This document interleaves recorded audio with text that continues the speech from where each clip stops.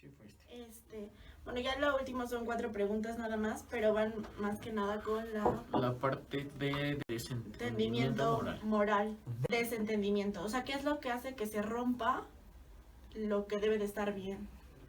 Y con esto nos pidieron que explicáramos más o menos, hay unos mecanismos, y estos mecanismos son para justificar o de alguna manera hacer ver bien lo que está moralmente mal. Exacto. Entonces, bueno, la primera pregunta es, ¿cuáles son los principales, bueno, aquí serían mecanismos que detonan el desentendimiento moral en la institución? No sé si, bueno, ¿le puedo decir cuáles son los mecanismos primero? Si quieres, sí. No, sí, porque hay uno que es la justificación moral, que es que la conducta se hace personal y socialmente aceptable al presentarla como sirviendo a propósitos nobles, ok. Ajá. Y el ejemplo es, por ejemplo, no pagó lo que se debía a sus trabajadores, pero es lo que había que hacer porque era la única manera de pues, ayudar a la empresa. O sea, era como ahorrar. Ajá. Está el lenguaje eufemista. Okay. Las conductas pueden tener diferentes apariencias según cómo se les nombren. Y, por ejemplo, el ejemplo es: mi hijo no es un delincuente, solo es un poco movido, ¿no? O sea, pues tratar igual de justificar. Está la minimización o distorsión de las consecuencias. El mecanismo funciona a través de la ignorancia o la minimización de los efectos del comportamiento. Ok. Luego está la comparación ventajosa, que es este mecanismo hace que se vean de una u otra manera según con qué se les compare. O sea, aquí es como más comparación.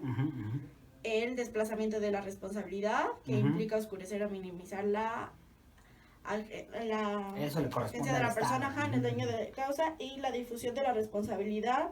Se difumina la responsabilidad por difusión del trabajo o por realizar una conducta colectiva.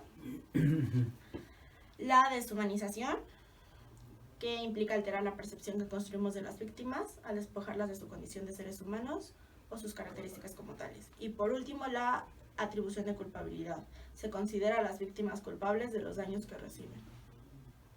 Ok.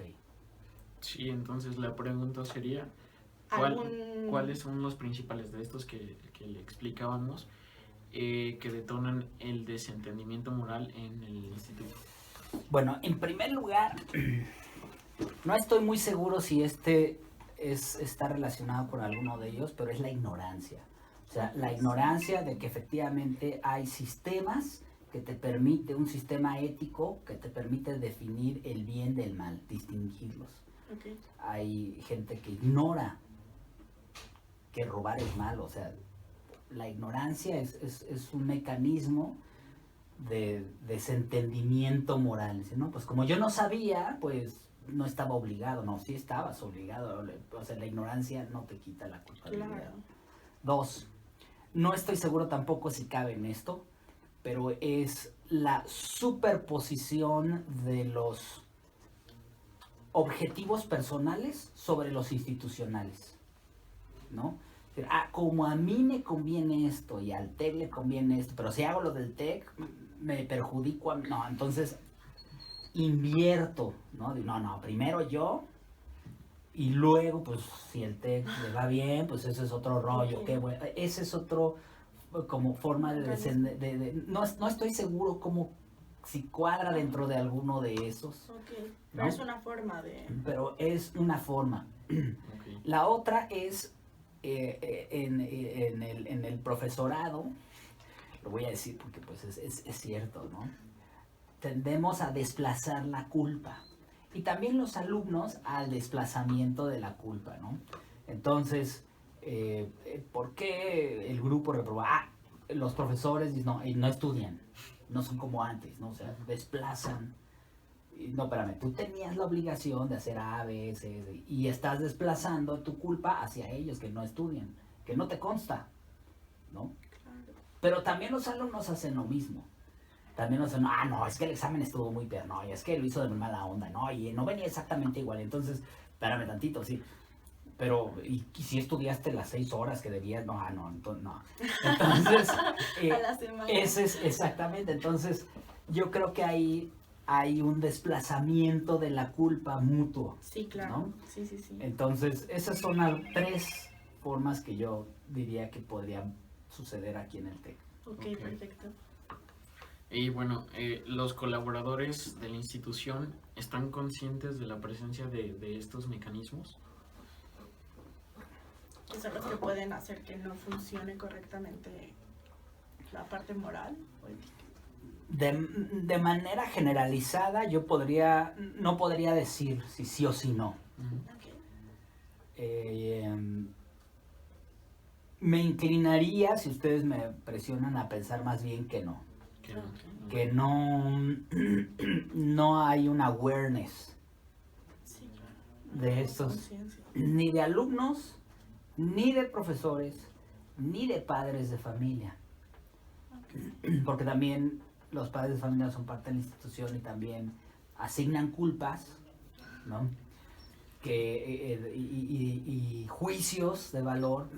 Es que los profesores o los directores hacen esto para que reprobemos y paguemos. No, o sea, ese no es el tema, ¿no? También hay cuestiones. Entonces, yo no creo de manera sincera que todos sistemáticamente estemos tratando de hacer consciente estos mecanismos para la evasión moral, ¿o cómo le llaman ustedes? Desentendimiento moral. Que no existe el desentendimiento, o sea, tu acto es siempre bueno o malo, ¿no? O sea, esta entrevista Solo hay un punto intermedio. No existe, o sea, es buena o es mala en sí misma, ¿no? Okay. A lo mejor el fin es bueno o puede ser reprobable, pero no te puedes desentender. La moral y la ética no es algo que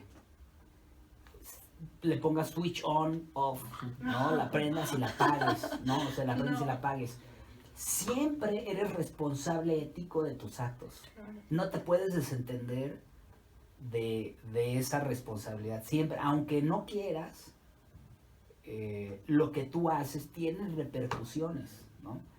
Aunque te quieras desentender de ellas, dado que las repercusiones existen, tienes la obligación de reconocerlas y repararlas, ¿no? O sea, digamos que en ese sentido, pues será un desentendimiento ilusorio, pero no real. No puede ser, no puedes apagar el switch ético de la persona nunca, hasta que se muere. Okay. Bueno, la tercera pregunta es la manera en que los mecanismos contra estos resortes podrían... Para las que la quiero leer completa. ¿Cómo estos mecanismos podrían interferir con la consecución de los bienes internos de esta institución?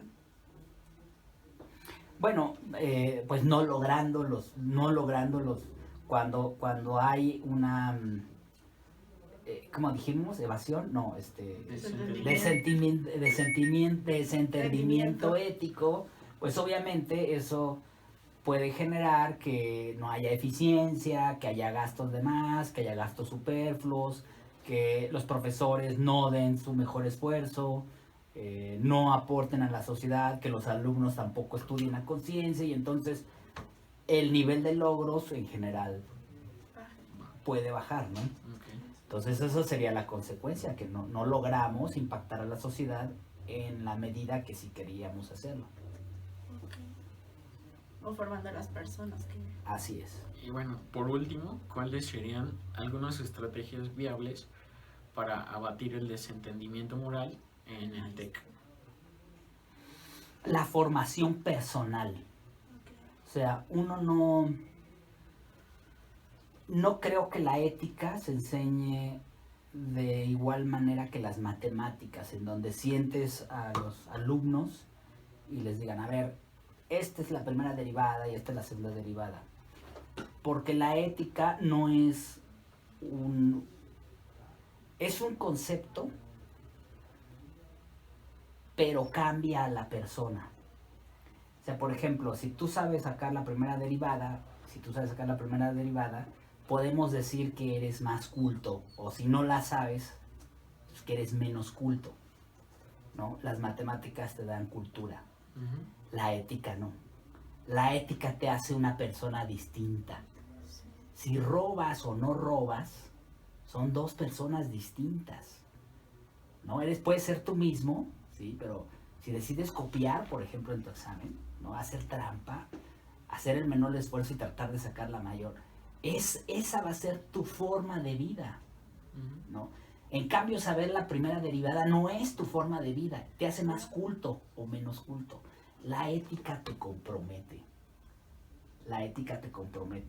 Entonces, por esa razón, yo no creo que sea factible o no es la mejor forma el poner principios éticos o dar clases, sino más bien es la estrategia que yo propondría es una formación personalizada. Es decir, si yo quiero formarte como una persona de excelencia, tengo que conocerte, tengo que saber tus valores, tengo que conocer a tu familia, tengo que conocer tus defectos dominantes, ¿no? Para poder ayudarte a corregirlos. Okay. Nadie corrige un defecto que desconoce.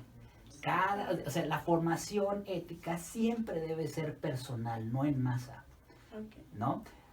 Eso es clave, que la gente sepa sus defectos, conozca las virtudes humanas opuestas y luego que alguien te diga, oye, si tú tienes por ejemplo, si el defecto dominante de una persona es la flojera, ¿no? Bueno, pues la virtud contraria sería la laboriosidad, ¿no? Oye, ¿cómo te ayudo? ¿No?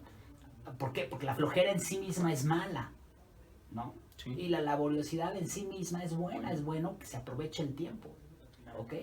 Pero si no te conozco, no te puedo ayudar, ¿no? Y entonces, tú tienes además que darte cuenta que puedes avanzar en esa virtud. Te puse a ti como ejemplo en eso, no porque seas flojo ni laborioso, sino porque la formación ética, desde mi punto de vista, siempre tiene que ser personal y no en el aula.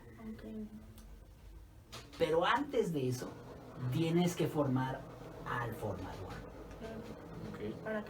Para que pueda distinguir lo bueno de lo malo, ¿no? Para que pueda ayudar, o sea, para que pueda dar una dirección de la persona.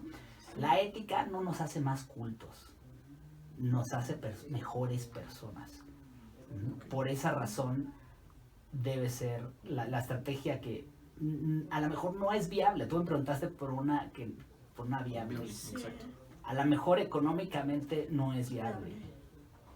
Pero enseñarla así en masa no sirve. Okay. O sea, puede ser viable tal vez para las personas como tal, o sea, con lo que van a ganar y lo que van a formar de su persona. Con esa diferencia que se va a lograr. Sí. O sea, va a ser viable socialmente o puede ser viable, pero no económicamente, tal vez. No es el objetivo que sea viable económicamente. No exacto. Es el objetivo. Bueno, está bien. Con esto concluimos su participación. Bueno, estas son las conclusiones de la parte 2 de la entrevista, que va más enfocado en desentendimiento moral. Y bueno, para ello, pues vamos a guiarnos por las 3 preguntas. La primera es: la manera en que el desentendimiento moral incide tanto en la función social de dicha institución, así como en la consecución de sus bienes internos.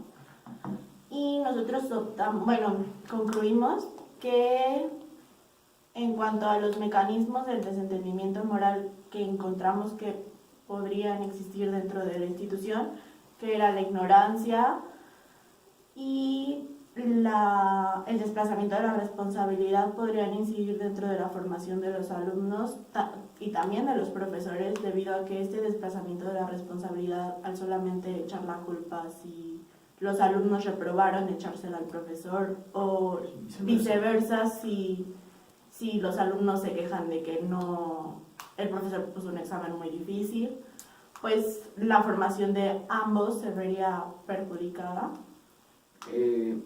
sí, en este sentido no puede, digamos, no permitir el conseguimiento de los bienes externos del instituto, por ejemplo, el prestigio, al saber que este tipo de casos suceden dentro de las acciones que lleva a cabo el instituto, pues afectan de manera significativa la percepción, por ejemplo, que tienen del instituto personas afuera, tanto empresas como posibles o futuros alumnos o profesores de la institución. Entonces sí existe una incidencia que provoca consecuencias negativas hasta cierto punto en el desarrollo de las actividades de TEC de Monterrey. Bueno, la siguiente pregunta es la forma en que el desentendimiento moral se relaciona con la corrupción institucional. Y pues aquí podría ser la manera en que puede ser que los alumnos no se hagan faltas institucionales tales como el plagio de documentos, o sea que no estén respetando esos códigos, o también copiar en los exámenes, ¿no? Que se les haga más fácil, o sea, conseguir una buena calificación a través de algo que no les costó, no les llevó el esfuerzo suficiente. Y pues sí, este tipo de actitudes que tienen que ver con el desentendimiento moral pueden llevar a casos de corrupción. Específicamente se nos habló de un ejemplo muy concreto, que es cuando un alumno trata de entregar algún incentivo o algún regalo, digamos, ostentoso a un profesor con el fin de obtener una mejor calificación o algún beneficio más personal, allá, o que él dé una ventaja sobre sus otros compañeros. Sí. Y por último, la tercera pregunta es identificar los costos que representa para la organización o institución la presencia de dichos mecanismos. Yo creo que creemos que el principal costo, si bien no es económico, pero sí puede representar como la afectación a esos bienes externos. Volvemos a mencionar el prestigio, la formación adecuada de sus egresados, de sus profesores, y afectar en cómo es percibido la institución desde entes externas. Entonces yo creo que eso es el principal costo, el hecho de que los bienes externos a los que aspira el instituto al llevar a cabo sus actividades y satisfacer la demanda que le es propuesta por la sociedad, pues es el gran consecuencia que puede tener la existencia de estos mecanismos. Y entender que este desentendimiento moral que va ligado a la parte de la ética podría costar en cuanto a que la ética entre diferenciar lo bueno y lo malo, hay un gran costo, ya que si haces algo malo te cambia como persona y no solo como si agregas un valor por saber más de una materia, de un tema, algo cultural. En cuanto a la ética, es algo que cambia a las personas, entonces podría ser un costo más alto social. Eso es todo.